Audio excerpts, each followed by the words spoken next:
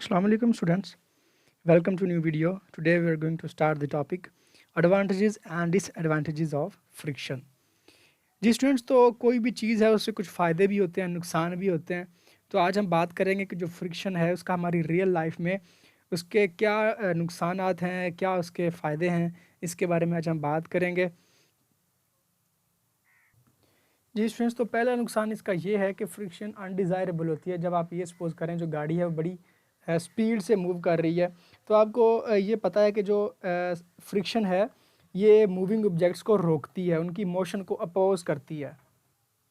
Student जिस तरह ये देखिए, अगर कार मूव करती है तो जो फोर्स ऑफ फ्रिक्शन है उसके अपोजिट आती है। ठीक है, अपोजिट डायरेक्शन में होती है। कार आगे को मूव करेगी तो फ्रिक्शन उसके अपोजिट होगी। तो क्या होगा, ये गाड़ी की जो मोशन है उसको रोकेगी, उसकी मोशन को कम करेगी। जी स्टूडेंट, तो यही हम कह रहे हैं कि जब गाड़ी जो है हाई स्पीड पे मूव करती है तो because it opposes the motion, ये मोशन को अपोज करती है, जिससे क्या होता है कि speed of the moving objects क्या होती है, लिमिट हो जाती है, कम हो जाती है। मतलब फ्रिक्शन, इसका नुकसान ये है कि अगर ये फ्रिक्शन ना हो तो गाड़ी की स्पीड ज़्यादा हो सकती है। ये गाड़ी की स्पीड्स को क्या करती है, कम कर देती है। जी स्टूडेंट्स, तो दूसरा इसका नुकसान ये है कि जो एनर्जी होती है, ज़्यादातर जो एनर्जी है वो लॉस्ट हो जाती है, ज़ाया हो जाती है हीट की फॉर्म में और साउंड की फॉर्म में। ठीक है, ड्यू टू फ्रिक्शन। फ्रिक्शन क्या करती है, एनर्जी को ज़ाया करती है और एनर्जी को किस फॉर्म्स में चेंज कर देती है, हीट की फॉर्म में और साउंड की फॉर्म में। तो ये दूसरा नुकसान हुआ कि फ्रिक्शन एनर्जी को भी ज़ाया करती है। जी, तो इसका तीसरा नुकसान ये है कि मशीन्स के अंदर जो है friction also causes wear and tear of their moving parts है। आप ये सपोज करें, जब बड़ी बड़ी मशीन्स चलती हैं तो उनके जो पार्ट्स होते हैं अंदर, उनके दरमियान भी फ्रिक्शन होती है। मतलब ये है कि फ्रिक्शन हर जगह पे होती है जहाँ पे दो ऑब्जेक्ट्स आपस में कांटेक्ट में आती हैं। ठीक है, जहाँ पे दो चीज़ें आपस में मिलेंगी, कांटेक्ट में होंगी, वहाँ पे फ्रिक्शन लाजमी होगी। तो जब मशीन्स के अंदर जो है उनके पार्ट्स जब मूव करते हैं तो उनके दरमियान भी फ्रिक्शन होती है। तो फ्रिक्शन की वजह से जो बॉडी पार्ट्स होते हैं मशीन्स के, वो घिस जाते हैं, ख़राब होना शुरू हो जाते हैं, तोड़ फोड़ आ जाती है उनके अंदर। अमूमन चीज़ें जो घिस जाती हैं वो फ्रिक्शन की वजह से होता है ये। तो दूसरा नुकसान ये होता है कि वियर एंड टीयर आ जाता है मशीन के बॉडी पार्ट्स के अंदर। जी स्टूडेंट्स, तो अगर आप इजी फॉर्म में लिखना चाहें तो ये मैंने पॉइंट्स भी बनाए हुए हैं। एक तो ये क्या करती है, it always resist the motion, और एक्स्ट्रा एनर्जी को ये ज़ाया कर देती है, ओवरकम कर देती है, कम कर देती है, ज़ाया करना होता है, इसको कहते हैं।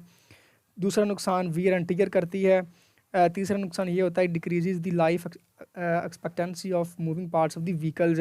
मतलब ये है कि अगर फ्रिक्शन ज़्यादा हो, जिस तरह हम क्या करते हैं, अगर हमारा जो गाड़ी है वो सही तरीके से ना चल रही हो तो हम क्या कहते हैं, जनाब इसकी ऑयलिंग करवाएं, जाके इसको ग्रीस लगवाएं टायर को। अगर हम ग्रीस ना लगवाएं तो आपका जो टायर है वो ख़राब हो जाता है जल्दी अंदर से, उसके जो बैरिंग्स हैं वो ख़राब हो जाते हैं। तो हम इसीलिए उसको ऑयलिंग करवाते हैं, जाके ग्रीस वगैरह लगवाते हैं टायरों को, उनके अंदर बैरिंग्स को, ताकि वो जल्दी ख़राब ना हो। तो अगर ऑयलिंग नहीं करवाएंगे तो वो जो पार्ट्स हैं वो क्या हो जाएंगे, फ्रिक्शन बहुत ज़्यादा होगी वहाँ पे और वो जल्दी क्या हो जाएंगे, ख़राब हो जाएंगे। तो मतलब ये है कि ये क्या करती है, लाइफ एक्सपेक्टेंसी जो होती है किसी भी बॉडी पार्ट्स की, उनको डिक्रीज़ कर देती है, कम कर देती है।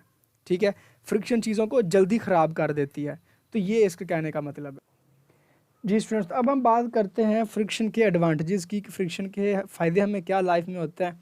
तो पहला फ़ायदा ये है कि अगर पेपर और पेंसिल के दरमियान फ्रिक्शन ना हो, आप जब पेपर के ऊपर लिखते हैं पेंसिल से, तो जो निब होती है और जो पेपर होता है उसके दरमियान भी फ्रिक्शन होती है। तो उसकी वजह से आप क्या करते हैं, लिख सकते हैं। We can write if there would be no friction. अगर फ्रिक्शन नहीं होगी तो आप हत्ता कि लिख भी नहीं सकते। तो फ्रिक्शन का सबसे पहले फ़ायदा कि आपको लिखने में बहुत हेल्पफुल होती है ये फ्रिक्शन। जी, तो इसका जो दूसरा फ़ायदा है वो ये है कि फ्रिक्शन हमें मूव करने में बड़ी हेल्पफुल साबित होती है। Friction enables us to work on the ground. तो हम जो है ग्राउंड पे चल सकते हैं with the help of friction. अगर हमारे पाँव और ग्राउंड के दरमियान फ्रिक्शन ना हो तो हम चल भी नहीं सकते। इसीलिए तो हम कहते हैं कि we cannot run on a slippery ground. आप ये सपोज करें फ़र्श है, फ़र्श के ऊपर आपने ऑयल या पानी गिराया हुआ है, तो अगर आप स्लिप उसके जो ग्राउंड है या जो फ़र्श है उसके ऊपर अगर आप भागने की कोशिश करेंगे तो क्या आप भाग सकेंगे? नहीं भाग सकेंगे। आप जो है 1 मिनट में जो आप स्लिप होंगे और गिर जाएंगे। क्यों? क्योंकि वहाँ पे फ्रिक्शन नहीं है। इसीलिए फ्रिक्शन की वजह से हम चल सकते हैं, अगर इसी वजह से तो हम जो स्लिपरी ग्राउंड है वहाँ पे मूव नहीं कर सकते। A slippery ground offer a very little friction. तो वही बात हम कर रहे थे कि जहाँ पे स्लिपरी एरिया होगा वहाँ पे फ्रिक्शन बहुत कम होती है। Anybody who tries to run on a slippery ground may meet an accident. तो जो उसके ऊपर भागने की कोशिश करेगा वो एक्सीडेंट का सामना करना हो पड़ सकता है। जी, तो एक और जो फ़ायदा है वो बर्ड्स के लिए है कि birds could not fly if there is no air resistance है। अगर जब बर्ड्स उड़ते हैं तो उनको आगे से एयर जो है वो रेजिस्टेंस प्रोवाइड करती है। तो अगर वो एयर रेजिस्टेंस ना हो तो ये जो बर्ड्स हैं ये उड़ ही नहीं सकते, ठीक है।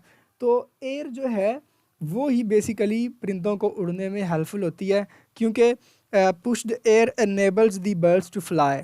क्योंकि जब एयर आके उनके साथ टकराती है, उनको आगे से पुश करती है, तो उसकी वजह से ही तो जो बर्ड्स हैं वो ऊपर की तरफ उड़ना स्टार्ट करते हैं। तो ये जो है बेसिकली फ्रिक्शन की वजह से ही है, क्योंकि एयर रेजिस्टेंस आगे से, रेजिस्टेंस कहते हैं मुखालफत को, आगे से जो एयर उनको रेजिस्ट करती है, उसकी वजह से जो बर्ड्स हैं वो उड़ सकते हैं।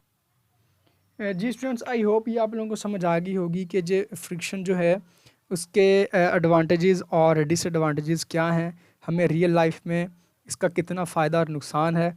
आई होप ये आप लोगों को समझ आ गई होगी। ओके जी स्टूडेंट्स, अल्लाह हाफ़िज़।